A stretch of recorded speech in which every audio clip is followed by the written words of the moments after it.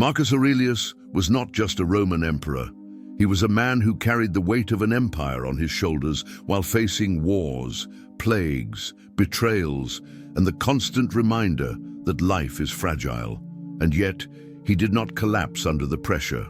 Instead, he left us his Meditations, a book that was never meant to be published, but became a timeless guide to mental strength. He faced what most of us would call unbearable, and still managed to write words that calm, strengthen, and inspire us today. This raises a question.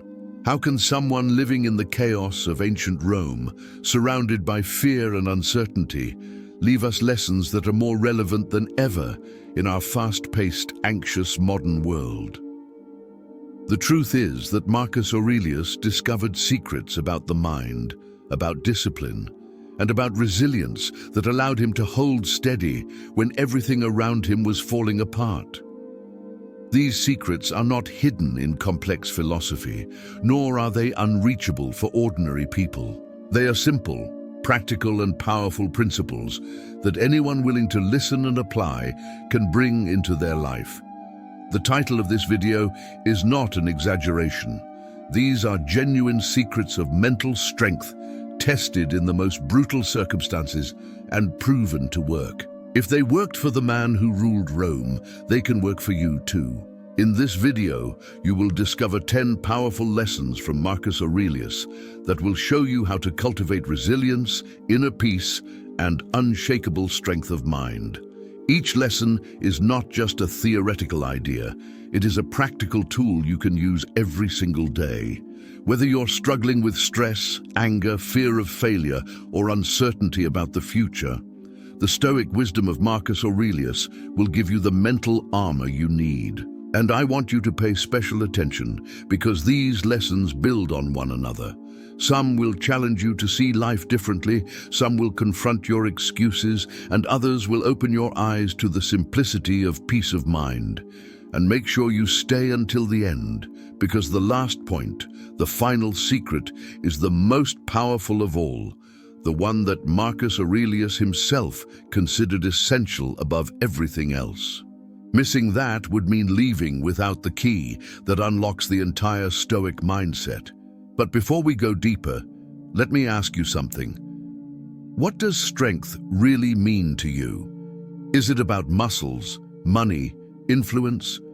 Or is it about being able to stay calm when everything is falling apart? Think about it, because Marcus Aurelius believed that true strength has nothing to do with power over others, but everything to do with power over yourself. He believed that mastering your own mind is the highest form of victory, and that is exactly what you are going to learn here. So let's make a deal. As you listen to these lessons, don't just hear them as distant philosophy or nice-sounding words. Hear them as challenges. Each point is an invitation to test yourself, to apply it in your life immediately, and to see the results. Philosophy without action is nothing but empty talk. Marcus Aurelius lived his philosophy every day, in the battlefield, in the palace, in the darkest nights when plague swept through Rome. If he could practice it, so can you. Now, I want to make this interactive. As you listen, I will give you a short phrase. It is not complicated, it is not long, but it will test your commitment. After finishing this introduction, go to the comments and write this phrase. Strength within. That's it. 2 words, but they carry the essence of what Marcus Aurelius believed. When you write it, you are not just repeating words. You are declaring to yourself and to others that you are serious about building resilience from the inside out. This is not just another motivational video. This is a roadmap to a different way of living, a way where external chaos does not determine your inner peace. A way where setbacks are not the end, but the training ground for your character. A way where you are no longer controlled by fear, anger, or doubt, but instead rise above them with calm determination. Think about it for a moment. How often do you feel overwhelmed by things that are outside your control? The news, other people's opinions, unexpected problems at work, financial struggles, health scares. Life never stops throwing obstacles at us. But here's the hard truth. You cannot control most of it. And yet, most of our suffering comes from trying to control the uncontrollable. Marcus Aurelius said it clearly. You have power over your mind, not outside events. Realize this, and you will find strength. That one sentence contains a lifetime of wisdom. If you take it seriously, it can change everything. But this video will not stop at one sentence. We are going to dive into the 10 essential mental strength secrets Marcus Aurelius left us. We will break them down, explore how they apply in your daily life, and challenge you to live them. And I promise, if you stay with me, you will leave not just inspired, but equipped with tools you can use immediately to transform the way you face life. This is not about becoming cold or emotionless. Stoicism is often misunderstood as suppressing feelings, but that's not true. Stoicism is about mastering feelings so that they do not master you. It is about feeling everything, pain, joy, sadness, love, but not becoming enslaved by any of it. It is about being fully alive, fully human, yet fully unshaken. That is the kind of strength Marcus Aurelius embodied, and that is the kind of strength you can learn. So prepare yourself, open your mind, listen carefully. The next moments might just be the turning point where you stop letting life push you around and start living with the calm, steady force of a Stoic. And remember, the last lesson will be the most powerful one. Stay until the end, or you will miss the core secret Marcus Aurelius wanted us all to understand. Go now, type "strength within" in the comments, and let's begin. Lesson 10. The final secret of mental strength, acceptance of fate, amor fati. When we arrive at the deepest core of Marcus Aurelius' philosophy, we reach a principle that is both confronting and liberating. It is the final secret, the ultimate lesson of mental strength, acceptance of fate, or as the Stoics called it, amor fati, the love of one's fate. It is not just about tolerating what happens, not just about enduring life's difficulties, but about embracing them, even loving them as part of the natural order of the universe. For Marcus Aurelius, this was not an abstract belief, but a daily practice. Every morning he reminded himself that the day would bring obstacles, difficult people, and unexpected turns. Every evening he reflected on how little control he truly had over external events. Yet instead of resenting this, he found strength in it. He realized that resistance to fate only multiplies suffering, while acceptance transforms the inevitable into a source of resilience. To understand the depth of this lesson, we need to remember the world Marcus Aurelius lived in. He was emperor of Rome during times when plagues devastated cities, when wars threatened the empire's borders, when betrayals and conspiracies were constant shadows in the palace. He lost children to illness, friends to treachery, and soldiers to battle. His reign was not a reign of ease, but of continual trial. And yet, in the pages of Meditations, we do not find a broken man, but a man who has learned to align his will with reality. He wrote, "Accept whatever comes to you woven in the pattern of your destiny for what could more aptly fit your needs." This sentence is the embodiment of amor fati. It is the idea that whatever happens is not just unavoidable, but in some mysterious way necessary. Acceptance does not mean passivity. Marcus did not retreat from life, nor did he let fate excuse inaction. On the contrary, he worked tirelessly as emperor, fought in battles, reformed laws, and tried to be a just leader. But he did all this with the understanding that the outcome was never fully in his control. He could act with wisdom, justice, courage, and discipline, the four Stoic virtues, but he could not dictate the results. This balance is the heart of Stoic strength. Take responsibility for your actions, but release attachment to outcomes. That is why acceptance is not weakness, it is power. When you accept fate, you cannot be broken by disappointment because you never expected the world to serve your desires. You only expected yourself to live according to reason and virtue. Think for a moment about how much of our anxiety comes from wishing life were different. We wish people would treat us better. We wish our past mistakes had never happened. We wish circumstances were easier. We wish the future would align perfectly with our plans. And yet, none of those wishes change reality. The more we fight against what already is, the more we suffer. Marcus Aurelius knew this intimately. He wrote, "Do not wish for things to happen as you want them to. Wish instead that they happen as they do, and your life will go well." Imagine the freedom in that mindset. Imagine not being disturbed when plans change, not being shaken when obstacles appear, not being crushed when losses arrive. Because instead of seeing them as unfair intrusions, you see them as natural elements of life's design. Amor fati is the antidote to resentment. Many people live with hidden bitterness, a quiet anger toward life itself. They feel cheated, unlucky, singled out by fate. But Marcus Aurelius reminds us that nothing happens to you personally. Everything happens according to the same laws that govern all things. The rain does not fall on you alone. The storm does not choose your house intentionally.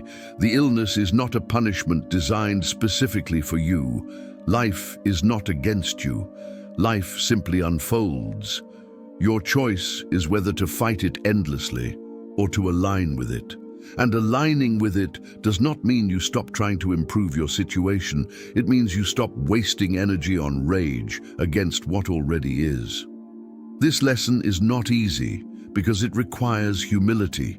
It forces us to admit that we are not the masters of the universe, not even the masters of our own future. We are participants in a vast unfolding of events, most of which lie outside our control. To the ego, this feels like defeat, but to the Stoic, it is liberation. Because once you accept this truth, you no longer waste your strength on illusions. You reclaim all that wasted energy and redirect it toward what is truly in your power. Your thoughts, your actions, your choices in this very moment. Marcus Aurelius saw this clearly. That is why his writings are full of reminders to focus on the present, to act with virtue now, to leave the rest to the flow of the cosmos. There is also a hidden beauty in amor fati. It transforms suffering into meaning. If you accept that every challenge is part of the necessary path, then even pain becomes purposeful. The loss that tears you apart today becomes the teacher that strengthens you tomorrow. The failure that humiliates you today becomes the foundation of your wisdom tomorrow. Marcus Aurelius did not just endure misfortune, he used it. Each blow became material for his growth. He understood that the universe is not obligated to arrange itself according to our preferences. But if we embrace what happens, we can transform everything, good or bad, into fuel for the fire of character. This lesson, above all others, requires practice. It is not enough to say, "I accept fate." The real test comes in moments of crisis. When the relationship ends, when the job is lost, when the diagnosis arrives, when betrayal stabs unexpectedly. In those moments, the natural reaction is resistance, anger, despair. To practice amor fati is to pause, breathe, and remind yourself, this too is part of life's pattern. This too is an opportunity to grow. At first, this feels almost impossible, but over time, it becomes a habit of the soul. The storms still come, but instead of breaking you, they deepen your roots. Let us not misunderstand Marcus Aurelius here. He was not suggesting blind fatalism or passive surrender. He did not say, "Do nothing." On the contrary, he acted with intensity. But he understood that his control extended only so far. He played his part fully, like an actor on stage, but he did not demand to write the entire script. His wisdom was to say, "I will play my role with excellence, and I will accept whatever role the director assigns me." This metaphor is key. Life is the play, we are the actors, but the script is not ours to control. When you truly accept this, bitterness disappears. You become light, steady, unshaken, because you are no longer fighting the role you were given. So what does this mean for you today? It means learning to release your grip on the uncontrollable. It means practicing gratitude not only for what you wanted, but also for what you did not want. It means replacing the question, "Why me?" with the statement, "Why not me?" Because everything that happens has happened to countless others before, and will happen to countless others after. You are not singled out. You are part of the human condition. And if Marcus Aurelius could endure the weight of an empire with this mindset, you can endure your struggles too. The final secret of mental strength is not about becoming invincible by avoiding pain.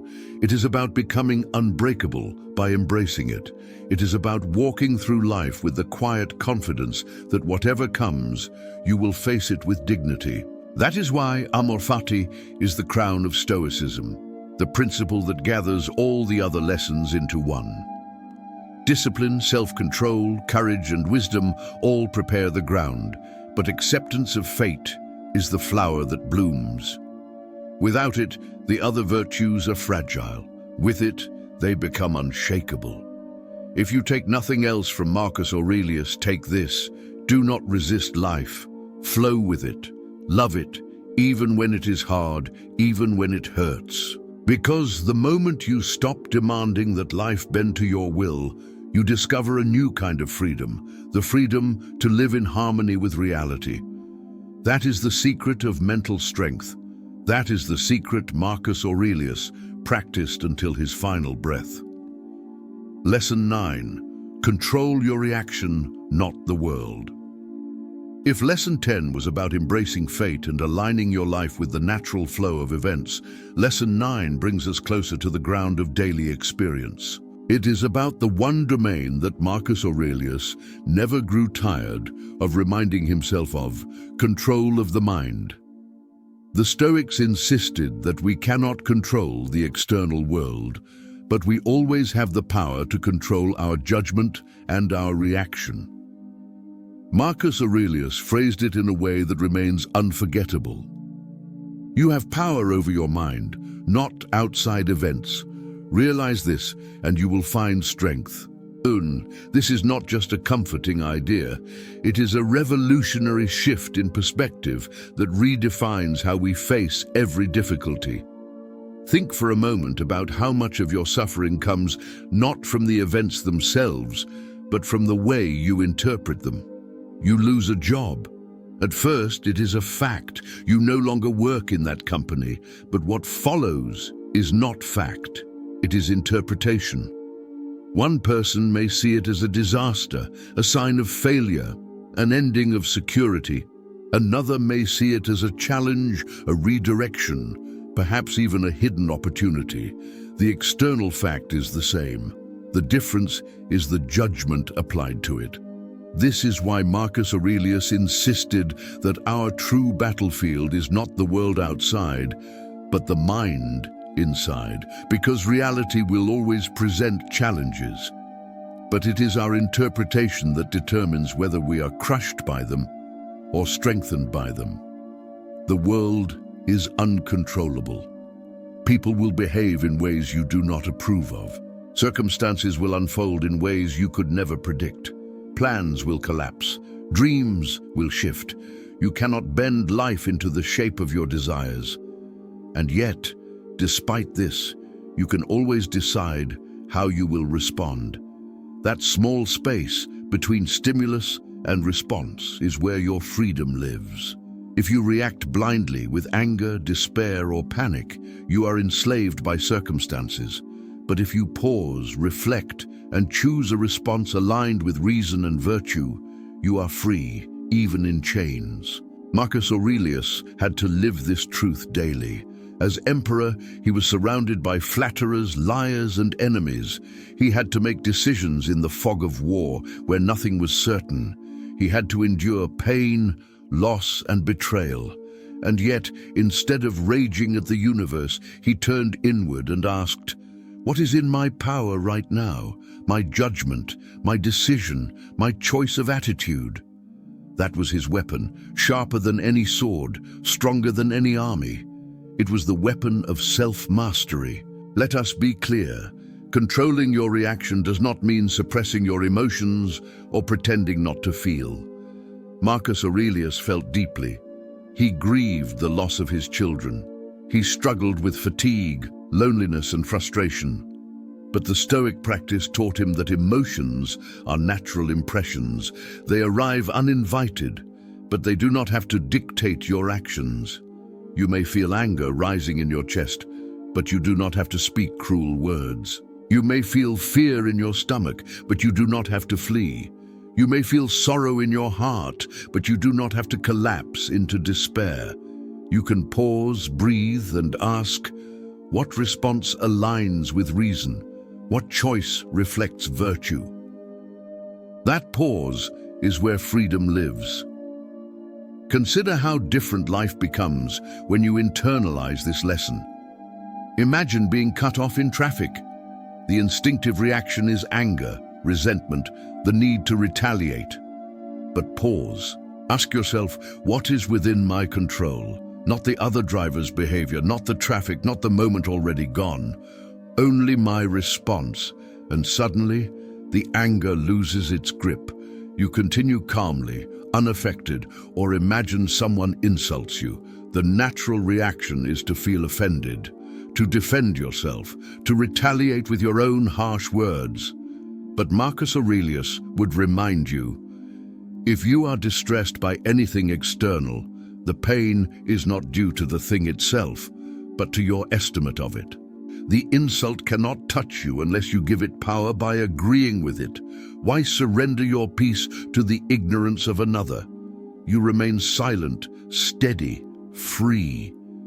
This principle is not easy. It requires discipline.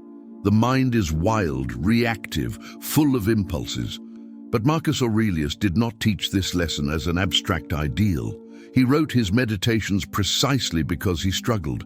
His notes are reminders to himself, not lectures to others. He wrote, "Do not be carried away by appearances." He wrote, "Choose not to be harmed, and you won't feel harmed." He wrote, "It is not things that disturb us, but our opinions about them."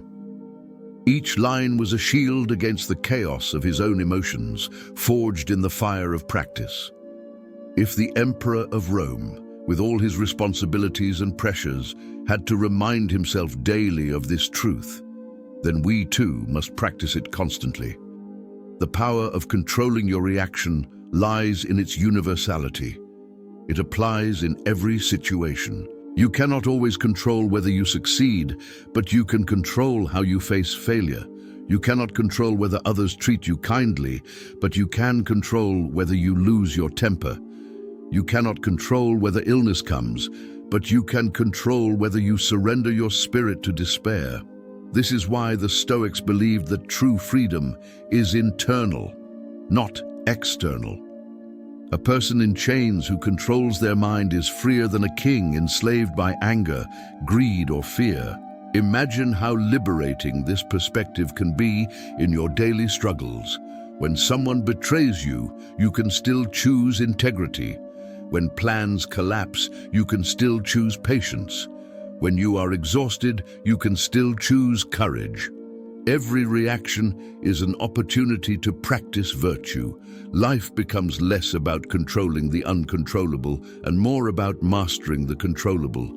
This shift turns obstacles into opportunities, frustrations into lessons, and even suffering into strength. Marcus Aurelius lived this during the Antonine Plague, a devastating epidemic that killed millions, including members of his own family.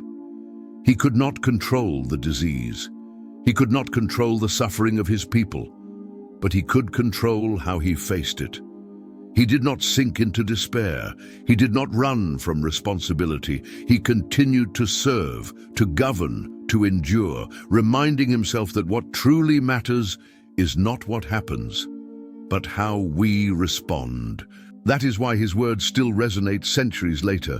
They were not written from comfort, but from struggle. They are battle-tested truths. To live this lesson yourself, begin by practicing awareness. Notice the moment between stimulus and reaction. When something happens, pause before your automatic response takes over. Ask yourself, is this within my control? If the answer is no, release it. If the answer is yes, act with reason, not impulse. Over time, this habit becomes second nature. You find yourself less shaken by life's storms, less at the mercy of moods, less enslaved by anger or fear. You become steady, calm, unshakable. The world will not change for you. People will continue to disappoint you. Circumstances will continue to shift unpredictably. But with this lesson, you realize the most important truth. You do not need the world to change in order to be at peace. Peace is already available to you right now, in the mastery of your own response. That is the secret Marcus Aurelius lived by, and that is the secret you can live by too. Lesson 8. The shortness of life and the value of time. Among all the reminders Marcus Aurelius left us, few are as sobering and powerful as his reflections on time. Again and again in his private notes, he confronted the reality that life is brief, fragile, and constantly slipping away. To Marcus, the recognition of mortality was not morbid, it was liberating. It was the key to living with urgency, focus, and clarity. If Lesson 9 taught us to master our reactions, Lesson 8 teaches us to master our relationship with time itself. Because without understanding the shortness of life, even the strongest mind can drift aimlessly. Marcus Aurelius was not writing as a philosopher in a quiet garden, detached from the real world. He was writing as an emperor who had seen death everywhere, on the battlefield, in the palace, in his own family. He lost many of his children to illness, a pain that no parent forgets. He ruled during the Antonine Plague, a disease that wiped out millions and reminded every Roman that tomorrow was not guaranteed. Against this background, Marcus wrote, "You could leave life right now. Let that determine what you do, say, and think." These words strike at the heart of the human condition. Life is short, unpredictable, and precious. To live as if it will last forever is to waste the only resource we can never recover, time. Consider how often we live as though life is endless. We postpone our goals, delay our dreams, hold back our words of love or forgiveness. We say, "One day I'll change, one day I'll pursue my passion, one day I'll be happy." But one day is not promised. Marcus Aurelius reminded himself daily that the present moment is all we truly own. Yesterday is gone, tomorrow is uncertain, and only now is real. To waste the present in distraction, resentment, or idleness is to squander the only treasure that matters. The Stoic practice is not about waiting for the future. It is about living fully now, because now is life. This awareness of mortality was not meant to depress, but to awaken. When you know time is short, you stop wasting it on trivialities. How much of your life is consumed by gossip, by meaningless arguments, by chasing approval, by worrying about what others think? Marcus Aurelius warned against these traps. He wrote, "Do not waste what remains of your life in speculating about your neighbors, unless with a view to some mutual benefit. For you are losing the opportunity of doing something else when you do such things." He understood that every distraction steals from the precious hours we could be using to grow, to serve, to create, to live with virtue. The shortness of life also strips away illusions of permanence. We cling to possessions, status, or power as if they will last forever. But Marcus knew that time erodes everything. The empires of yesterday lie in ruins. The names once shouted in triumph are now forgotten echoes. He reminded himself that even the greatest conquerors and kings eventually turned to dust. This reflection was not meant to diminish achievement, but to put it in perspective. If all fades, then what matters is not how long it lasts, but how you live while you have it. Character, virtue, and integrity are not measured in years, but in choices. There is a quiet strength that comes from remembering mortality. Fear loses its power. If you know you will die, fear of failure becomes smaller. Fear of embarrassment, rejection, or criticism begins to dissolve. Marcus Aurelius faced death constantly, and yet he carried himself with calm dignity because he knew that clinging to life desperately only multiplies suffering. He wrote, "It is not death that a man should fear, but he should fear never beginning to live." The true tragedy is not dying. It is reaching the end having never truly lived, having wasted the gift of time on things that do not matter. To apply this lesson is to look at your life with brutal honesty. How much time do you spend scrolling endlessly, chasing approval, indulging in complaints, or replaying past mistakes? How often do you delay the things that matter most? Telling someone you love them, working on your deepest passion, acting with courage in the face of fear, because you assume there will always be more time. Marcus Aurelius challenges us to face the truth. There may not be more time. The moment to act is now. The moment to live is now. The moment to embody virtue is now. But there is also another dimension to Marcus's reflections on time. He did not only remind himself of life's brevity, he also reminded himself that time is the one thing we share equally. Wealth, status, and power are unevenly distributed, but time comes to all in the same way, day by day, hour by hour. How we use it is what separates the wise from the foolish. Some squander their days in distraction and resentment, while others use them as building blocks of meaning. For Marcus, each day was a chance to live in alignment with nature, to practice virtue, to grow as a human being. He did not ask for more time. He asked to use the time he had well. This is where the Stoic perspective diverges from ordinary thinking. Many people hope for a long life, filled with ease. Marcus Aurelius did not pray for length of days. He prayed for clarity of mind and strength of character, no matter how many days he had.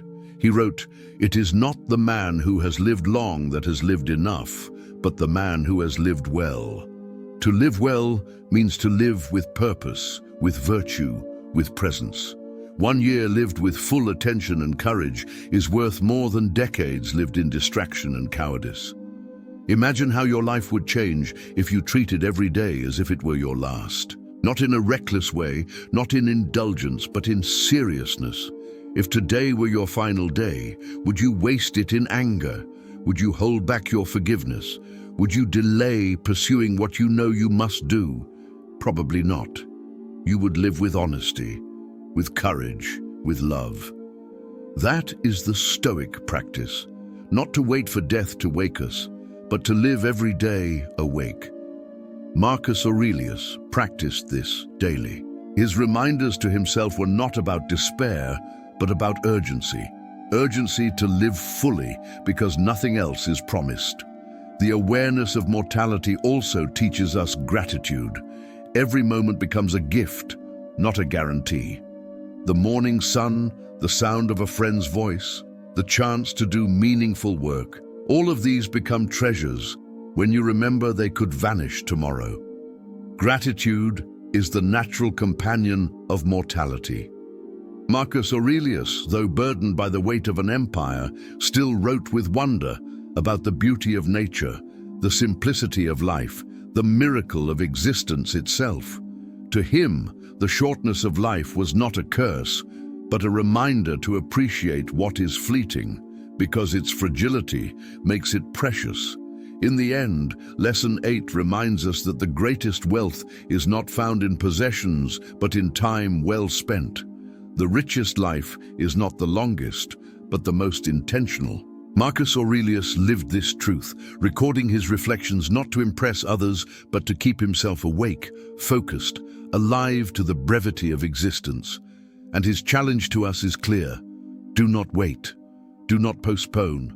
Do not waste what is irreplaceable. Live now. Live with virtue. Live with purpose. That is how to honor the shortness of life, and that is how to find true strength in the passing of time. Lesson 7. Mastering anger and maintaining calm. Of all the storms that rise within the human heart, anger is perhaps the most destructive. It blinds judgment, poisons relationships, consumes energy, and leaves regret in its wake. Marcus Aurelius knew this well. As Emperor of Rome, he faced constant provocations, political opponents who plotted against him, generals who disobeyed him, citizens who criticized him, and even family members who betrayed him. In such an environment, anger would have been easy, even justified by the standards of power. But Marcus Aurelius understood something deeper. Anger is not strength, it is weakness disguised as power. To lose control of yourself in fury is to be enslaved by passion. To remain calm when provoked is to be truly strong.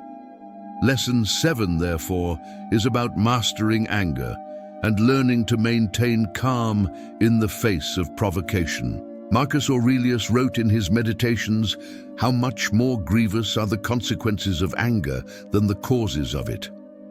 This insight is as relevant today as it was 2,000 years ago. Think about the last time you became angry. Perhaps someone insulted you or disappointed you or treated you unfairly. The cause of your anger was temporary, maybe even trivial. But the consequences, the harsh words you spoke, the rash decisions you made, the bitterness that lingered, those consequences lasted far longer than the original offense. Anger multiplies suffering. It is like a fire that starts small, but quickly spreads, destroying more than the spark that ignited it. Marcus Aurelius, like the other Stoics, believed that anger is never useful, never noble, never a sign of true strength. Why is anger so dangerous? Because it convinces us that we are acting with power when in fact we are being controlled. Anger shouts, "I am in charge," but in reality, it is anger itself that is in charge. The Stoic path is about freedom, and there is no freedom when we are ruled by rage. Marcus Aurelius reminded himself constantly to remain calm, even when those around him failed in virtue. He wrote, "When you wake up in the morning, tell yourself, the people I deal with today will be meddling, ungrateful, arrogant, dishonest, jealous, and surly. They are like this because they cannot tell good from evil." Notice the wisdom here. Instead of being shocked or offended when people behaved badly, Marcus expected it. He saw their flaws as part of human nature, not as personal attacks. And by expecting it, he disarmed the anger before it began. To master anger, the first step is to adjust expectations. Many of us live as if we expect others to be perfect, reasonable, and fair at all times. And when they are not, we explode with disappointment. Marcus Aurelius, however, practiced the opposite. He reminded himself daily that people would be selfish, rude, or ignorant, and that this was to be expected from beings who are fallible. By lowering his expectations of others, he raised his control over himself. He chose not to be surprised by human flaws, and therefore not to be provoked by them. The second step is to recognize the insignificance of most provocations. Marcus Aurelius constantly reminded himself of the vastness of time and the smallness of human affairs.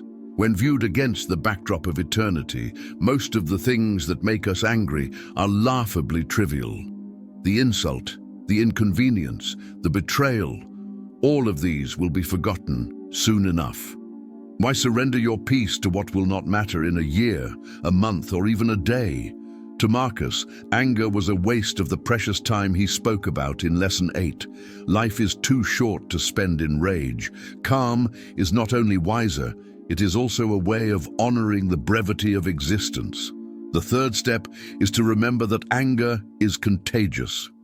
Marcus Aurelius observed that when you respond to anger with anger, you become like the very person who offended you. You lower yourself to their level and mirror their lack of control. But when you respond with calm, you rise above them and preserve your dignity. He wrote, The best revenge is not to be like your enemy. This is not about passivity or weakness. Marcus Aurelius was not passive.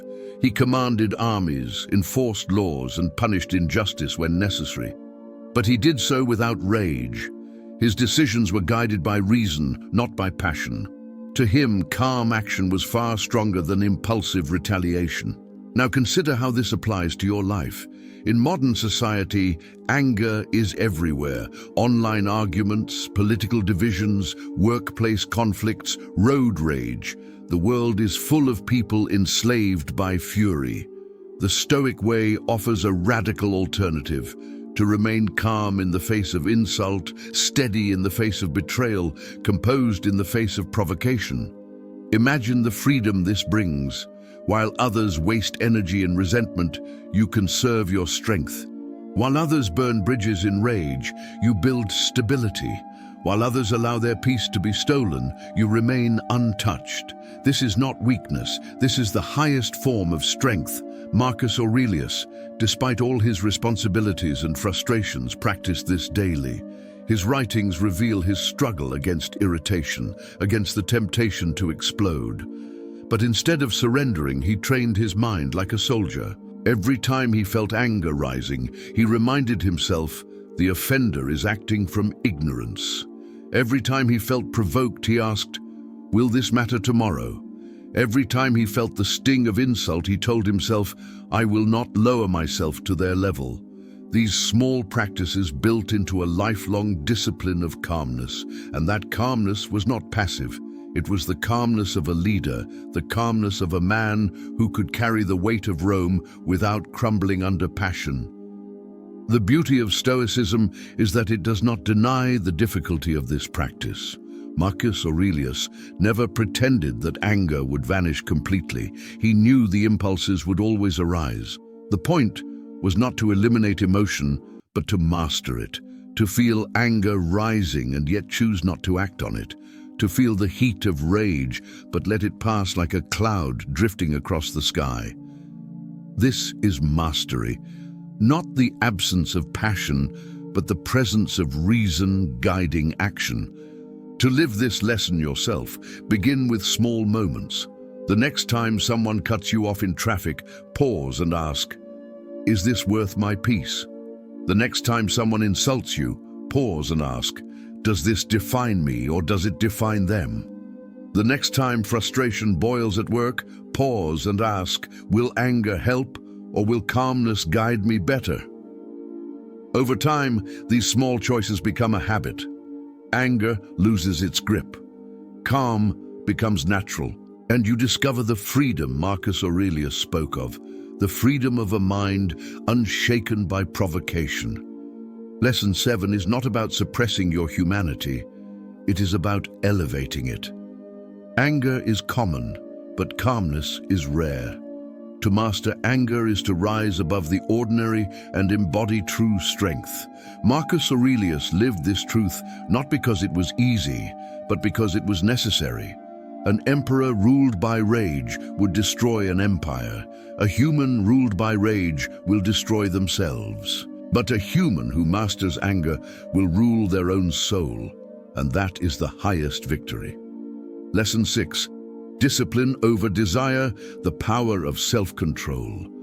If anger is the fire that consumes us from within, desire is the chain that binds us from without. Lesson 6 is about self-control, about disciplining our impulses and mastering our cravings. Marcus Aurelius knew that the greatest threats to our freedom are not always external enemies, but the internal temptations that seduce us into excess, weakness, and distraction. As Emperor of Rome, he had access to unimaginable luxury, wealth, and pleasure. He could have surrendered to indulgence at any moment, as many rulers before him had done. But Marcus Aurelius chose a different path, the path of restraint, of moderation, of living according to reason rather than appetite. To him, self-control was not denial, it was power. The Stoics taught that desire enslaves. When you crave pleasure, wealth, or recognition, you hand over your freedom to forces outside yourself. you become dependent on things you cannot fully control. And the moment your happiness depends on what lies outside your control, you are at the mercy of fortune. Marcus Aurelius saw this clearly. He wrote, "The man who has set his heart on philosophy is not concerned with wealth or pleasure or fame, but with truth." His focus was on the cultivation of the mind and the practice of virtue, not on chasing fleeting pleasures. He knew that indulgence never satisfies for long, pleasure fades, luxury becomes routine, and craving only grows. But discipline, though difficult in the moment, builds a strength that lasts. Self-control for Marcus Aurelius was not about rejecting pleasure entirely. He was not an ascetic who fled from the world. Rather, he practiced moderation, using what life offered without becoming attached to it. He ate simple meals even though he could feast. He lived with restraint even though he could indulge. He treated luxury as something indifferent, neither good nor evil, but dangerous if it captured the soul. In his writings, he reminded himself, "Do not waste the remainder of your life in thoughts about others, when you do not refer your thoughts to some object of common utility." Hidden in these words is a warning against distraction, against wasting energy on pursuits that do not strengthen character. Desire for gossip, for pleasure, for recognition, all of it drains the time and attention needed for virtue. The lesson of self-control becomes even more relevant in our modern world. Today, we are surrounded by temptations Marcus Aurelius could never have imagined. Endless entertainment at the touch of a screen, food available in excess, social media designed to trigger craving for validation, consumer goods marketed as the path to happiness. Our age is an empire of desire, and yet the principle remains the same. Indulgence enslaves, while discipline frees. How many people today are exhausted not by hardship, but by their own excesses, overeating, overspending, overindulging in distraction? Marcus Aurelius would see this as the chains of desire binding the modern mind. To practice self-control is to reclaim freedom. When you say no to an unnecessary indulgence, you prove to yourself that you are stronger than your cravings. When you discipline your habits, you discover the power to direct your life instead of being dragged by impulses. Marcus Aurelius reminded himself that pleasure is fleeting, but self-mastery is lasting. To him, the joy of a calm and disciplined mind was far greater than the fleeting satisfaction of indulgence. He wrote, "The happiness of your life depends upon the quality of your thoughts, and thoughts are shaped not by indulgence, but by discipline." There is also a deeper philosophical dimension to self-control in Stoicism. The Stoics believed that virtue is the only true good. External things, wealth, pleasure, reputation, are indifferent. They can be used well or badly, but they do not determine your moral worth. What matters is how you use them. Self-control ensures that you use what comes without being used by it. You can enjoy a meal, but you are not enslaved by appetite. You can spend money, but you are not consumed by greed. You can enjoy praise, but you are not dependent on approval. Self-control is the art of using the world without losing yourself to it. Marcus Aurelius also understood that lack of self-control leads to weakness of character. A person who cannot resist temptation is not truly free. They are ruled by whatever craving shouts the loudest. Today it might be food, tomorrow it might be wealth, the next day it might be comfort or distraction. Such a life is unstable, tossed about by every impulse. But a disciplined person is steady. They are guided not by appetite, but by reason, not by impulse, but by principle. This steadiness is what Marcus valued most.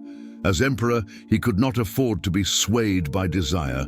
His role required judgment, restraint, clarity. His personal discipline was not only for himself, but for the empire he carried. Think about how this applies in your own life. Where are you enslaved by desire? Perhaps it is in the small indulgences that waste your time. hours lost in distraction, days consumed by procrastination. Perhaps it is in the pursuit of recognition, spending energy on appearances, seeking validation from others. Perhaps it is in material craving, chasing possessions that never satisfy. Marcus Aurelius would challenge you to see these patterns not as harmless habits but as chains. Each time you surrender to them, you weaken your freedom. Each time you resist, you strengthen your soul. Self-control also brings peace. When you are not ruled by cravings, you are not constantly restless. You are not forever chasing the next pleasure or fearing the loss of what you have. Discipline simplifies life. It strips away the noise of excess and reveals what truly matters. Marcus Aurelius found serenity not in luxury, but in restraint, not in abundance, but in simplicity. He could dine with emperors or with soldiers, live in palaces or in camps, because his peace did not depend on circumstance. It depended on his mastery of himself. This does not mean self-control is easy.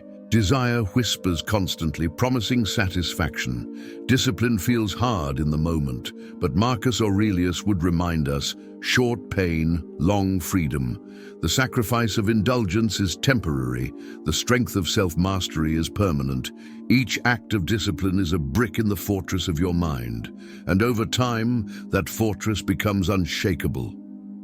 To live this lesson, start by observing your impulses. Notice when you reach for comfort automatically, when you indulge without thought, when you chase validation unconsciously. Pause. Ask yourself, does this serve me or enslave me? Choose restraint, not out of denial, but out of power.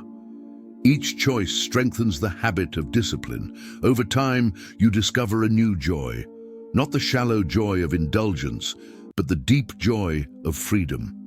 Marcus Aurelius mastered his empire by mastering himself. His true power was not in legions or laws, but in the discipline of his mind. He proved that the highest victory is not over others, but over your own impulses. Lesson 6, therefore, is not just advice. It is the foundation of Stoic strength. Discipline is the shield that protects your peace, the sword that cuts through distraction, the key that unlocks freedom. And in the words of Marcus himself, the disciplined mind is unconquerable. Lesson 5, the courage to face pain and adversity. Pain is the great equalizer. No matter who we are, no matter our wealth, status, or power, pain visits us all. It may come as physical suffering, as heartbreak, as loss, or as disappointment. Marcus Aurelius understood this truth more than most. As Emperor of Rome, he bore the unimaginable pressures of leading an empire through war, famine, and plague. He endured betrayals from those closest to him, the deaths of his children, the weight of endless responsibility.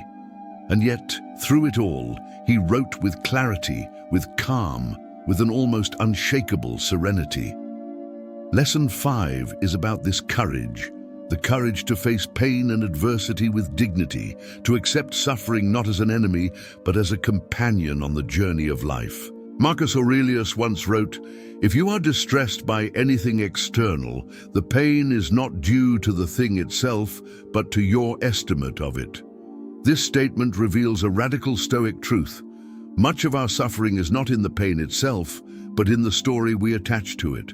Pain is a physical or emotional sensation, but suffering, the despair, the hopelessness, the belief that life is cruel or unfair, that is a judgment, a mental layer we add on top. Marcus Aurelius trained himself to separate the raw fact of pain from the interpretation. A headache is pain. The thought, "This is unbearable, I cannot live like this," is suffering. The betrayal of a friend is pain. The thought, "I am worthless, I will never trust again," is suffering. By mastering his judgments, Marcus Aurelius reduced his suffering, even while enduring the same pains every human faces. This does not mean Marcus denied the reality of pain. He did not claim it was easy. He felt grief, he felt loss, He felt the weight of fatigue, but he refused to let these feelings dominate his soul. Instead, he reframed them as opportunities for courage. Every pain, he believed, was a chance to practice endurance. Every hardship was a chance to test the strength of character. He wrote, "The impediment to action advances action. What stands in the way becomes the way." This was not just philosophy, it was a survival strategy. By transforming obstacles into training, Marcus Aurelius found meaning in suffering. Pain was no longer an enemy to be feared, but a teacher to be welcomed. Consider how different our own lives would be if we applied this perspective. Most of us spend our time avoiding pain at all costs. We seek comfort, ease, distraction. When pain inevitably comes, we resist it, resent it, and collapse under its weight. But Marcus Aurelius shows us another way: to expect pain as part of life, to accept it calmly, to use it as fuel. This does not mean we should seek suffering unnecessarily, but that when it arrives, as it always does, we embrace it as an essential part of growth. The gym of the mind, Marcus would say, is built from the weights of adversity. Without resistance, there is no strength. Marcus Aurelius also practiced reminding himself of the universality of pain. Whatever he endured, countless others had endured before him, and countless more would endure after. He was not singled out by fate, he was simply human. This reflection dissolved self-pity. He wrote, "Whatever happens to you has happened to others, is happening to others, and will happen again." By placing his suffering within the vast cycle of human experience, he removed its sting of uniqueness. Pain was no longer a personal curse, but part of the shared condition of humanity. And if others had endured, he could endure too. Courage, in Stoicism, is not the absence of fear or pain. It is the decision to act rightly in spite of them. Marcus Aurelius displayed this courage repeatedly. He continued to lead during plague, even though he knew the risk to his own life. He continued to make decisions for the empire while grieving personal losses. He continued to write, to reflect, to strive for virtue while surrounded by chaos. His courage was not flashy, not the dramatic heroism of a soldier charging into battle, but the quiet heroism of a man who does not give up, who does not collapse, who continues his duty in silence. This, perhaps, is the highest form of courage, the courage to keep going when life feels unbearable. How can we cultivate this in our own lives? By reorienting our view of adversity. Instead of asking, "Why me?" we ask, "Why not me?" Instead of seeing hardship as a punishment, we see it as training. Every pain is an invitation to grow in patience, in strength, in endurance. When you suffer, you stand at a crossroads. You can collapse into bitterness, or you can rise with courage. Marcus Aurelius chose to rise, and his writings invite us to do the same. Pain also reveals what we truly value. When life is easy, it is easy to talk about virtue. But when pain comes, the truth is tested. Do we still act with kindness when we are hurting? Do we still pursue justice when we are weary? Do we still live with integrity when the cost is high? Pain strips away illusions and forces us to confront our core. For Marcus Aurelius, this confrontation was sacred. It showed him whether his philosophy was just words or real strength. By practicing courage in pain, he proved his philosophy was not decoration, but armor. There is also a hidden peace in facing pain with courage. When you accept that suffering is inevitable, you stop fearing it. And when you stop fearing it, its power over you diminishes. Marcus Aurelius did not run from pain. He walked into it with open eyes, knowing it was part of the pattern of life. This acceptance dissolved much of the anxiety that comes from trying to avoid discomfort. He wrote, "It is not what happens to you, but how you react to it that matters." Pain was simply another event in the flow of life. His choice was whether to respond with despair or with courage. He chose courage. Today, many of us live cushioned from the kind of hardships Marcus Aurelius endured. And yet, even in our modern comfort, pain still arrives. Illness, loss, disappointment, failure. We are not exempt. The lesson of Marcus Aurelius is that we can meet these trials with calm strength instead of panic. We can treat them as teachers, as opportunities to prove our character. Pain does not have to destroy us, it can refine us. Imagine carrying this mindset into your own struggles. The next time pain strikes, remind yourself, this is my training, this is my chance to practice courage. The moment you shift from resistance to acceptance, the pain becomes lighter. It may not vanish, but it transforms. It becomes a test, and every test passed builds resilience. This is how Marcus Aurelius endured the unbearable.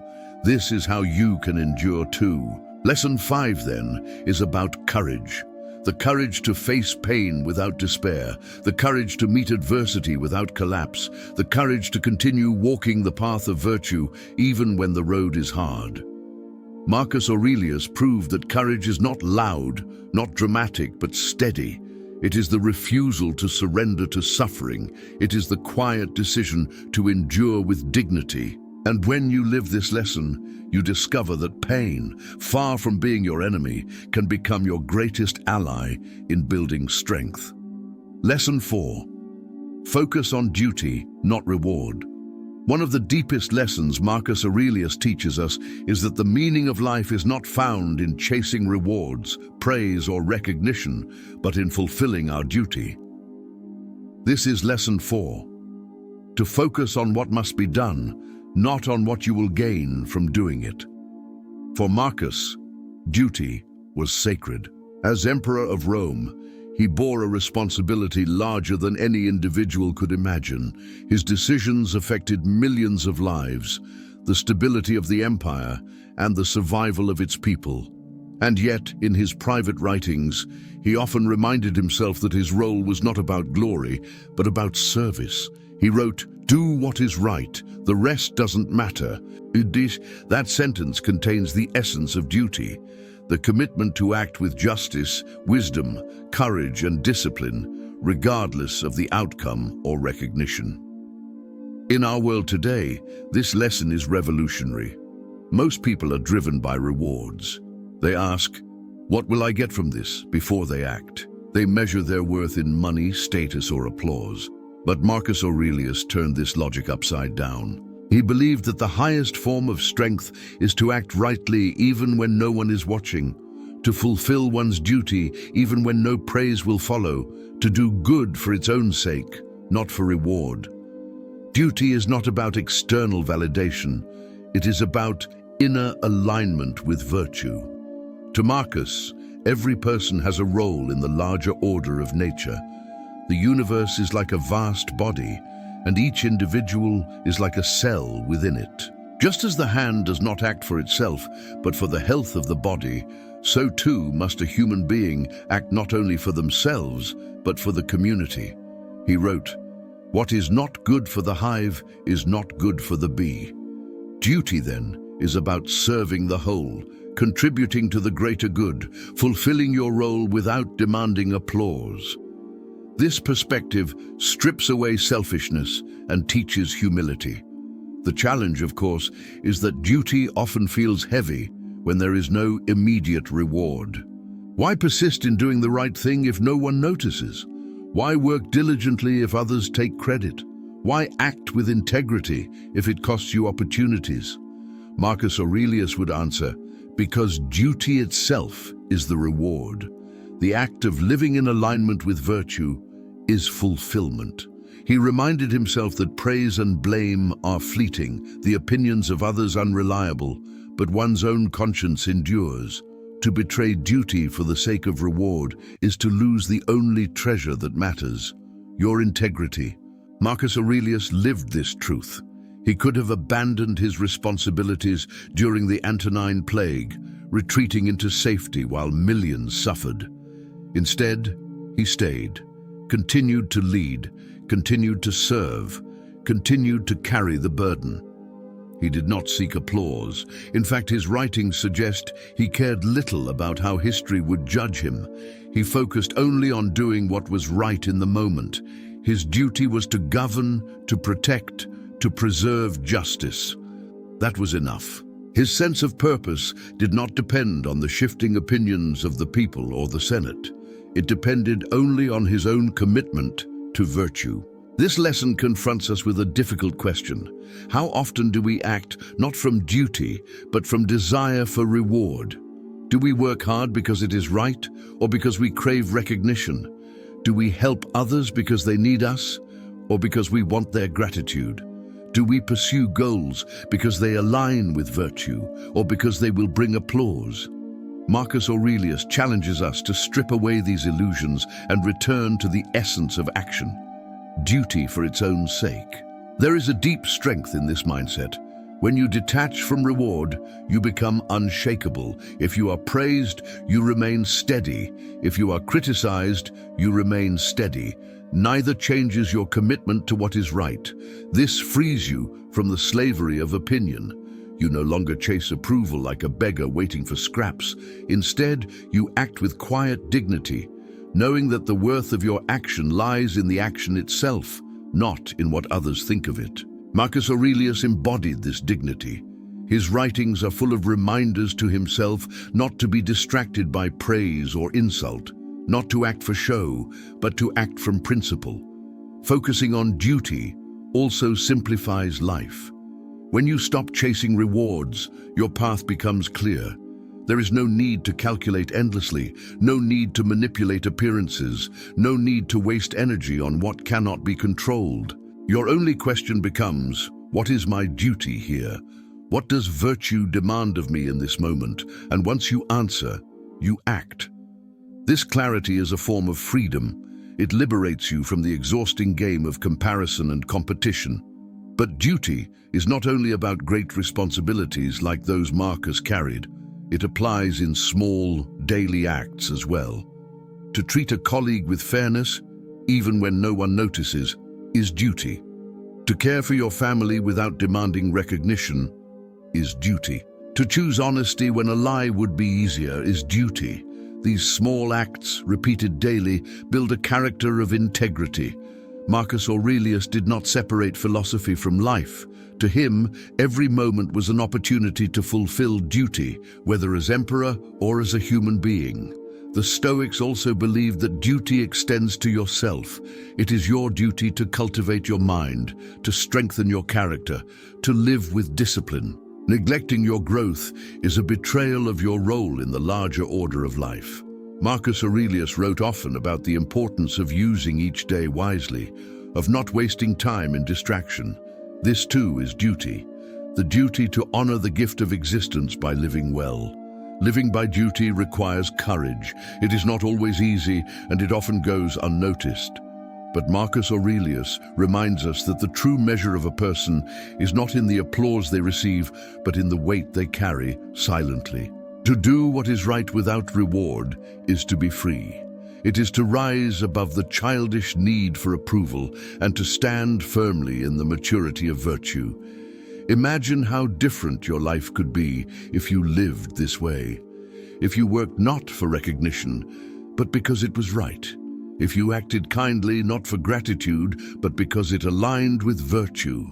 If you faced challenges not for applause, but because duty demanded it. You would be unshakable. Praise and blame would no longer control you. Success and failure would no longer define you. You would be free, steady, calm. That is the strength Marcus Aurelius lived, and that is the strength you can cultivate.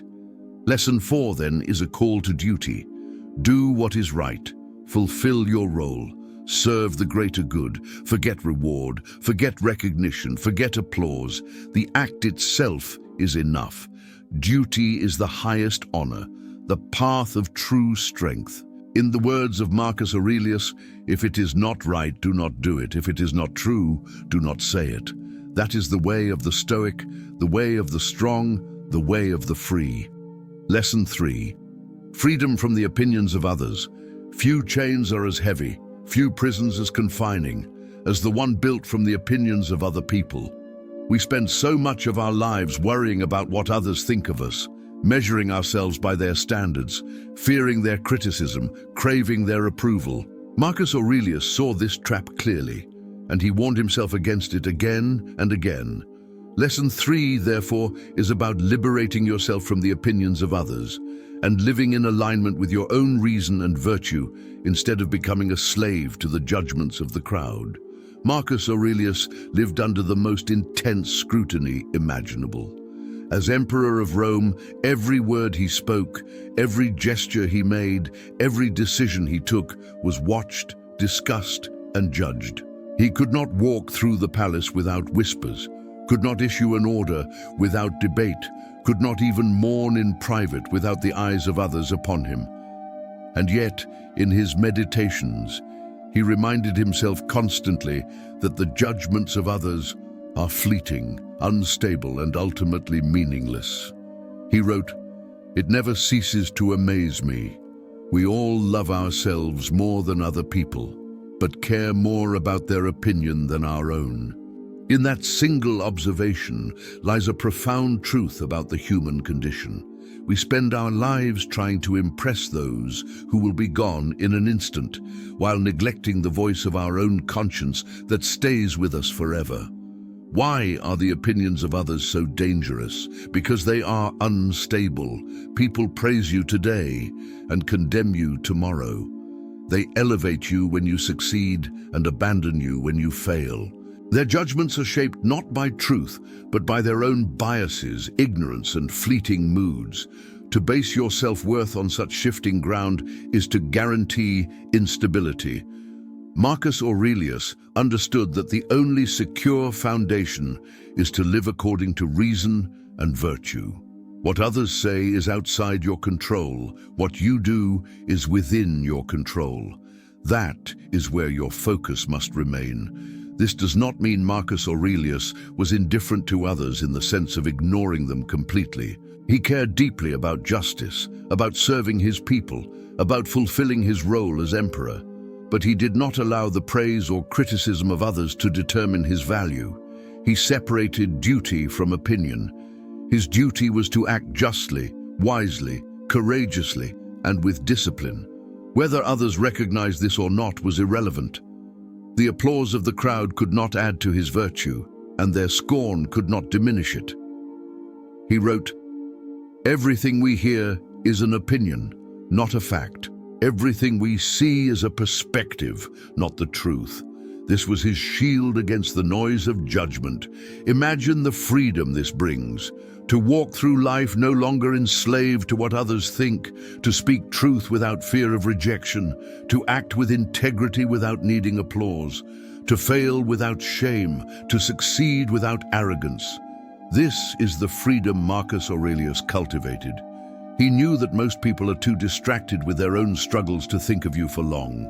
The harsh words you fear, the judgments you dread, the criticisms that sting, all of them vanish quickly from the minds of others. Why should you surrender your peace to what is so fleeting? And yet we do.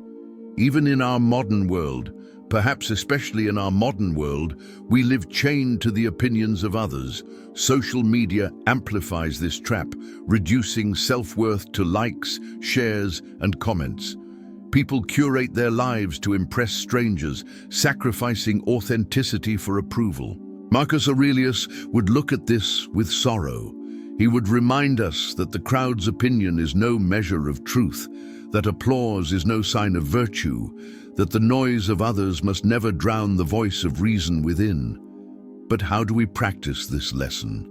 Marcus Aurelius began with perspective. He reminded himself of the vastness of time and the smallness of human life. He wrote, "Consider how soon everything is forgotten. Look at the endless abyss of time behind you and before you, and the emptiness of applause, and the fickleness of those who seem to give it." By contemplating how quickly even the most famous names are erased, Marcus dissolved his attachment to recognition. The voices of others fade, only virtue remains. He also practiced compassion. Instead of resenting those who judged him, He recognized their limitations. People criticize not from wisdom, but from ignorance, not from truth, but from misunderstanding. He wrote, "Whenever you are about to find fault with someone, ask yourself the following question: what fault of mine most nearly resembles the one I am about to criticize?" This humility helped him to see that others' opinions often reflect their own struggles, not objective reality. Why should their judgments disturb your peace? Another practice Marcus used was to turn inward. In his meditations, he constantly spoke to himself, asking, "Am I acting according to reason? Am I living in harmony with virtue? Am I fulfilling my duty?" These were the only questions that mattered. If the answer was yes, then the opinions of others were irrelevant. If the answer was no, then he corrected himself. This self-examination gave him an anchor far stronger than the shifting waves of public opinion. We can see how powerful this lesson becomes when applied to modern challenges. Suppose you are criticized at work. Instead of collapsing under judgment, you ask, "Is the criticism true?" If yes, then you learn and improve. If no, then you let it go. Either way, you remain steady. Or suppose you are ridiculed for pursuing a path different from others, perhaps following your passion or living simply in a world of excess. Instead of doubting yourself, you ask, "Am I aligned with reason and virtue?" If yes, then continue. Their laughter cannot touch your soul. This lesson does not mean we ignore feedback or refuse to listen to others. Marcus Aurelius listened carefully to wise counsel. But he distinguished between wisdom and noise, between reasoned guidance and empty opinion. To be free from opinion is not to close your ears, but to choose carefully whose voice you allow into your soul. The Stoic is not stubborn, but discerning. The freedom from opinion also protects us from arrogance. Praise can be just as dangerous as criticism. Many are intoxicated by applause, building their identity on the admiration of others. But this is just another form of slavery, for when the applause fades, as it always does, their sense of self collapses. Marcus Aurelius reminded himself that praise is just sound, air passing through mouths. It adds nothing to the reality of virtue. He wrote, "Do not waste the remainder of your life in thoughts about others. Let your thoughts dwell only on those things which are in your control. And praise and blame belong to others. Virtue belongs to you. In the end, lesson 3 is about anchoring yourself in what is real.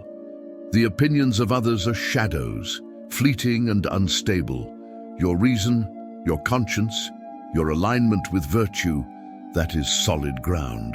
Marcus Aurelius lived under constant judgment, but he chose to live according to principle, not popularity. That is why his writings endure. He was not trying to impress, he was trying to be true. And that is the path of freedom. To live this lesson yourself is to free your soul from the heaviest chain. Imagine walking through life, no longer bound by fear of criticism, no longer addicted to praise. Imagine acting with courage because it is right, not because it is applauded. Imagine being calm when insulted, steady when ignored, humble when praised. That is freedom, that is strength. That is the way Marcus Aurelius walked, and the way you can walk too. Lesson 2. Living in the present moment. If Lesson 3 reminded us to free ourselves from the opinions of others, Lesson 2 brings us to the foundation of Stoic practice, learning to live fully in the present moment. Marcus Aurelius, writing in the quiet of the night or in the midst of a military campaign, returned to this truth again and again. Life is nothing more than a stream of present moments, and yet human beings are rarely present. We are distracted by regrets of the past or anxieties about the future. We replay old mistakes in our minds, we chase future outcomes, and in doing so, we miss the only thing we ever truly possess: now. Lesson 2 is about reclaiming the present. not as an escape from reality, but as the place where life actually happens. Marcus Aurelius wrote, "Confine yourself to the present." Those 4 words carry the weight of his philosophy. To him, the past was unchangeable, the future unknowable, and only the present moment belonged to us. He reminded himself constantly not to waste his energy on what could not be altered or controlled. The man who spends his days consumed by regret over yesterday or by fear of tomorrow has abandoned the only time he can actually live. And to abandon the present is to abandon life itself. Think about how often you leave the present moment. You wake up and immediately your mind runs to what happened yesterday, an argument, a failure, a disappointment, or you begin to imagine the day ahead. What if something goes wrong? What if you fail again? What if the worst happens? Hours are spent living in places that do not exist. Yesterday is gone. Tomorrow is not yet here. Meanwhile, the present slips away, unnoticed, unappreciated, wasted. Marcus Aurelius saw this as one of the great tragedies of human life, that we are always somewhere else, always missing what is right in front of us. The Stoic approach is not about ignoring the past or future entirely. Marcus Aurelius learned from history and he planned for the responsibilities of his empire, but he refused to be trapped by either. Reflection and planning are useful, but regret and anxiety are poison.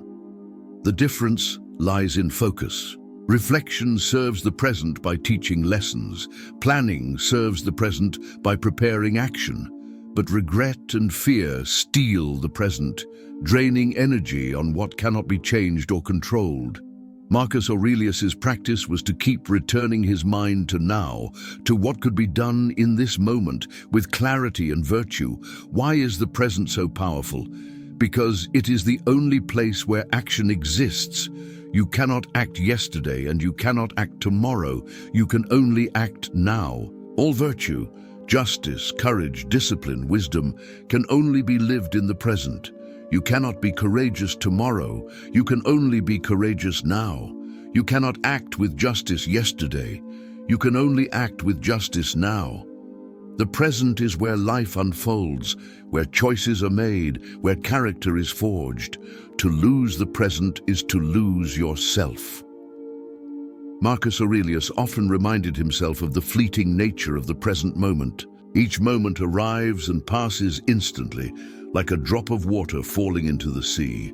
He reflected that life is nothing but a collection of these drops, vanishing as quickly as they appear. To waste them in distraction or complaint is to waste the very fabric of existence. He wrote, "Do not act as if you were going to live 10,000 years.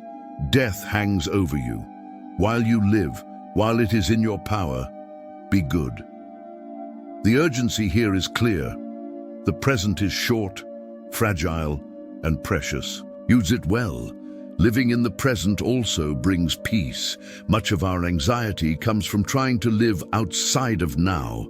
Fear is almost always about the future, what might happen, what could go wrong, what we imagine will unfold. But the future is not here. When you return to the present, fear dissolves. Regret is almost always about the past, what you should have done differently, what you lost, what you cannot change. But the past is gone. When you return to the present, regret loses its grip. The present is a refuge, a place of calm, because it is real. It is the only place where suffering can be transformed into action, where challenges can be faced, where virtue can be practiced. Marcus Aurelius did not merely write about the present as a philosophical idea. He practiced it constantly in the chaos of his reign. Imagine him in the field, surrounded by the noise of soldiers, the uncertainty of war, the shadow of disease. He could have been consumed by fear of what tomorrow's battle might bring, or by sorrow over what yesterday's plague had taken. But he returned to now. What can I do in this moment? What is my duty here and now? That was his focus. and that focus allowed him to endure without being crushed by the weight of past and future. In our own lives, the practice of presence is equally vital. Today, perhaps more than in Marcus's time, distractions pull us away from the moment. Our devices constantly tempt us to escape the present, into endless news, entertainment, and comparison. We live in a perpetual state of elsewhere, rarely here. But the Stoic challenge is to resist this, to return again and again to now. The present may not always be comfortable, but it is real. And reality is where strength is built. To live this lesson is to cultivate awareness. When your mind drifts to regrets, remind yourself, the past cannot be changed. When it drifts to fear, remind yourself, the future cannot be controlled. When you are tempted to escape into distraction, remind yourself, the present is enough. Breathe, look around, act. That is Stoic presence, not a vague mindfulness, but an active engagement with what is real. Marcus Aurelius's insistence on presence also ties directly to his belief in fate. He accepted that life unfolds according to nature's order. The past is part of that order, unchangeable. The future will come as it must. The only freedom lies in how we meet the present, and to meet it with clarity, discipline, and virtue is to live in harmony with the universe. In this way, presence is not just a personal practice, but a cosmic alignment. By living fully in now, you live in agreement with the rhythm of life itself. There is also joy in presence. Marcus Aurelius, despite his burdens, found moments of quiet wonder. He wrote about the beauty of nature, the patterns of bread breaking in the oven, the sparkle of light on water, the simplicity of daily acts. These observations reveal a man who, even in the midst of chaos, paused to notice the small miracles of now. This is a reminder to us, the present is not only duty, it is also beauty. When you truly see the moment, gratitude arises. Even in hardship, there are sparks of wonder. Presence opens the eyes to them. Lesson 2, then, is a call to return to the only time that exists. Do not drown in yesterday. Do not chase tomorrow. Do not let distractions steal the gift of now. Confine yourself to the present. Act with virtue in this moment, for it is the only moment you ever have. That is the wisdom Marcus Aurelius lived, and that is the wisdom you can live too. Lesson 1. Virtue is the highest good. At the very heart of Marcus Aurelius's philosophy lies one unshakable conviction. Virtue is the only true good. Wealth, pleasure, reputation, and power may come and go, but they do not make a person better. Pain, loss, poverty, and death may arrive, but they do not make a person worse. For Marcus and for the Stoics, the only thing that truly matters, the only thing that defines the quality of a human life, is whether you live with virtue. Lesson 1 is about this central truth, that the strength of your character, not the circumstances of your life, is the highest measure of good. Marcus Aurelius lived surrounded by temptations that would have corrupted almost anyone else. He was emperor of Rome, the most powerful man in the world, with limitless access to luxury, flattery, and indulgence. At the same time, he faced endless trials, disease, war, betrayal, and grief. If anyone had reason to believe that external things defined happiness, it was him. But in his private reflections, he stripped away all illusions. He reminded himself that wealth does not make the wicked virtuous, that pleasure does not make the coward brave, that reputation does not make the liar honest. Conversely, he reminded himself that hardship cannot touch virtue. A poor man can live nobly, a suffering man can live justly, a dying man can live with integrity. The highest good is not in what happens to you, but in how you live. Virtue, for Marcus Aurelius, was not an abstract concept. It was a living practice, embodied in 4 guiding principles: wisdom, justice, courage, and discipline. These were not ideals to admire from a distance, but tools to apply every day. Wisdom guided judgment, justice guided relationships, courage guided endurance, and discipline guided desires. Together they formed the structure of a life aligned with nature and reason. To live without virtue, no matter how rich or powerful, was to fail. To live with virtue, no matter how poor or obscure, was to succeed. Marcus Aurelius wrote, "If it is not right, do not do it. If it is not true, do not say it." Simple words, but they reveal a radical commitment. He measured every action, not by its outcome or benefit, but by its alignment with virtue. Was it just? Was it honest? Was it wise? Was it disciplined? If yes, then act. If no, then refrain. That was his compass. This clarity freed him from the confusion of chasing rewards or fearing losses. The path of virtue was always clear, even when difficult.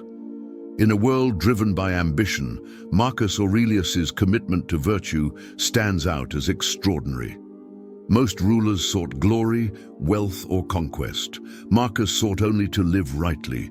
He did not seek to be remembered as great, he sought to be remembered as just. He did not chase comfort. He embraced hardship as training. He did not cling to power. He used it as a tool to serve. This humility, this focus on virtue above all else, is why his writings remain timeless. He showed that true greatness is not in ruling others, but in ruling oneself. For us, this lesson is as urgent as ever. We live in a world that constantly tells us that happiness lies in external things. Advertisements promise joy through possessions. Social media equates worth with attention. Society celebrates wealth and fame as the highest achievements. But Marcus Aurelius calls us back to truth. None of these things define the goodness of a life. A rich man without virtue is miserable. A poor man with virtue is fulfilled. The question is not what you own, but who you are. Not what you achieve, but how you live. Not how long you live, but how well. Virtue also provides stability in a changing world. External things are fragile. Wealth can vanish overnight, health can fail, reputation can crumble, and life itself can end in an instant. If your happiness depends on these, you will live in constant fear, always at the mercy of chance. But virtue is unshakable. No one can take it from you. No circumstance can destroy it. Even in prison, even in sickness, even in death, you can remain just, wise, courageous, and disciplined. That is why the Stoics called virtue the only true good. It is the only thing truly yours. Marcus Aurelius himself practiced this in the darkest moments of his reign. When plague swept through Rome, killing millions, he did not despair. He reminded himself that suffering does not diminish virtue. When betrayal struck from those closest to him, he did not collapse into bitterness. He reminded himself that injustice from others does not excuse injustice from himself. When war drained the empire's strength, he did not abandon his responsibilities. He reminded himself that difficulty is the training ground of courage. In every trial, he turned back to virtue as his compass. That is why he could endure so much without breaking. Living by virtue also liberates you from fear. If you define the good as wealth, then you fear poverty. If you define the good as health, then you fear sickness. If you define the good as reputation, then you fear shame. But if you define the good as virtue, then you fear nothing. Poverty cannot touch your honesty. Sickness cannot touch your justice. Death cannot touch your integrity. You are free because the only thing that matters is always in your control. That is the core of Stoic strength. Virtue is not easy. It demands sacrifice. It often means choosing the harder path, the honest word instead of the convenient lie, the just action instead of the selfish gain, the courageous choice instead of the safe retreat, the disciplined restraint instead of indulgence. But Marcus Aurelius believed that this struggle was the essence of a meaningful life. To live without virtue may seem easier in the moment, but it leads to emptiness. To live with virtue may be harder, but it leads to peace. And peace, for Marcus, was the highest form of happiness. The challenge for us is to bring this lesson into daily life. Every day offers countless opportunities to practice virtue. Every decision, big or small, asks the same question: will I act according to reason and virtue, or according to impulse and desire? Marcus Aurelius would remind us that philosophy is not about words, but about deeds. The true test of Stoicism is not in what you say, but in how you live. Do you live with integrity when no one is watching? Do you act with justice even when it costs you? Do you remain disciplined when temptation calls? Do you show courage when fear whispers? That is where the truth is revealed. To live by virtue is to walk a path of freedom, stability, and peace. It is to live a life that no misfortune can destroy, because its value lies not in what you have, but in who you are. This is why Marcus Aurelius placed virtue above everything else. It is the highest good, the foundation of strength, the essence of human dignity. And this, finally, is the first and most important lesson of mental strength. To build your life not on sand, but on the solid rock of virtue. As we come to the end of this journey through the mental strength secrets of Marcus Aurelius, it is important to pause and reflect on what has truly been uncovered. These teachings are not simply ancient words, locked away in a distant past. They are living truths, forged in the fire of real experience, tested by the trials of an emperor who carried the weight of the known world and still found within himself the discipline to live with clarity, calm, and strength. What we have explored together is not just philosophy, it is a way of life, a way of seeing the world that frees you from the chains of fear, anger, and desire, and equips you with the resilience to endure whatever life brings. The wisdom of Marcus Aurelius does not shine because it is poetic, though his words often carry beauty. It shines because it is practical. It speaks directly to the battles of the human soul, the same battles we face today. The technology may have changed, the cities may look different, but the inner struggles are the same. We still fear the future. We still grieve the past. We still battle anger, desire, and despair. And so his words, written in the privacy of his meditations, come to us across centuries like a whisper from a fellow traveler on the difficult road of life. He does not speak as a distant philosopher, but as a companion who has suffered, endured, and discovered strength in the midst of weakness.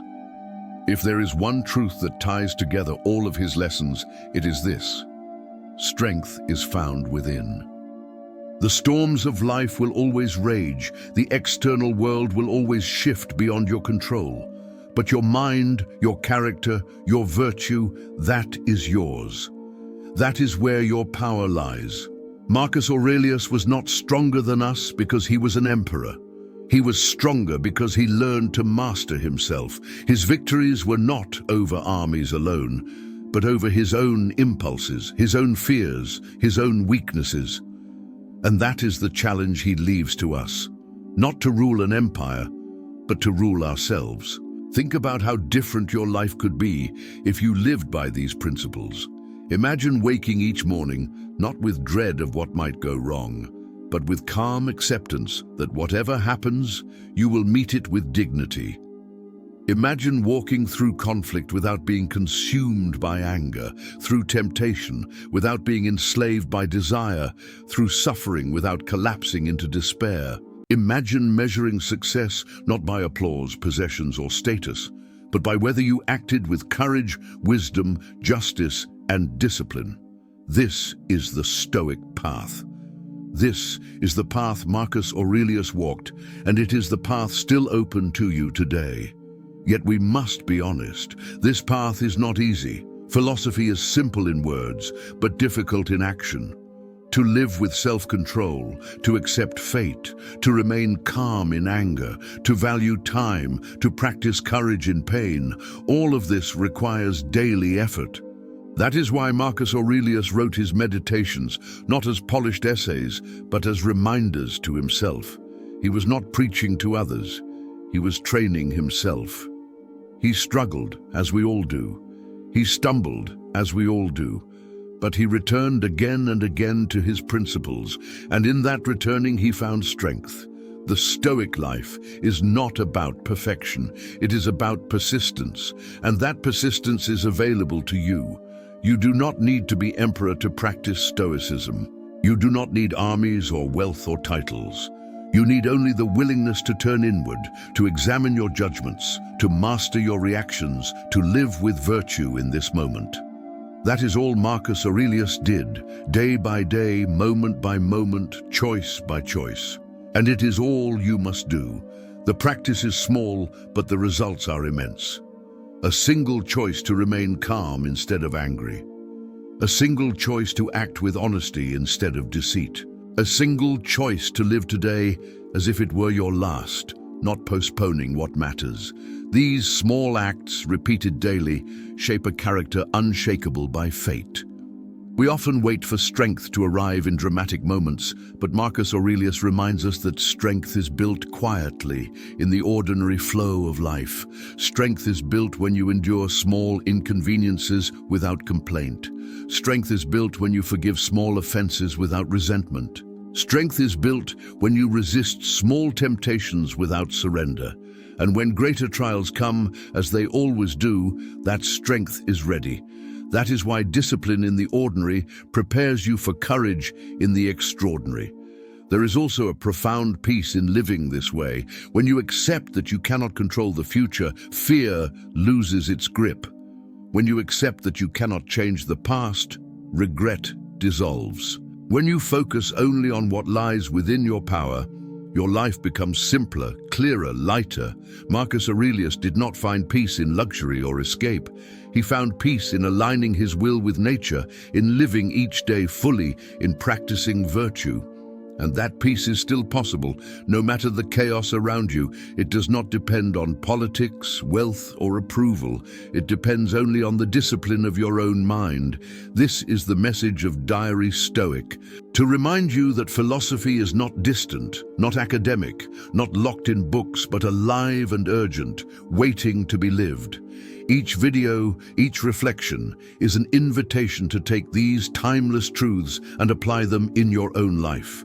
You are not just listening to Marcus Aurelius. You are walking with him, learning from his struggles, carrying his wisdom into your own battles. And as you practice, you become part of the same lineage of strength, the same tradition of resilience, the same brotherhood and sisterhood of souls who choose virtue over impulse, discipline over desire, courage over fear. Now comes the final challenge. Knowledge without action is nothing.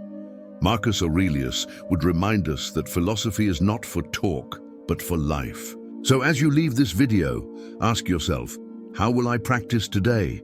What will I do differently because of what I have heard? Perhaps you will pause before anger takes over. Perhaps you will waste less time on distraction. Perhaps you will accept hardship instead of resenting it.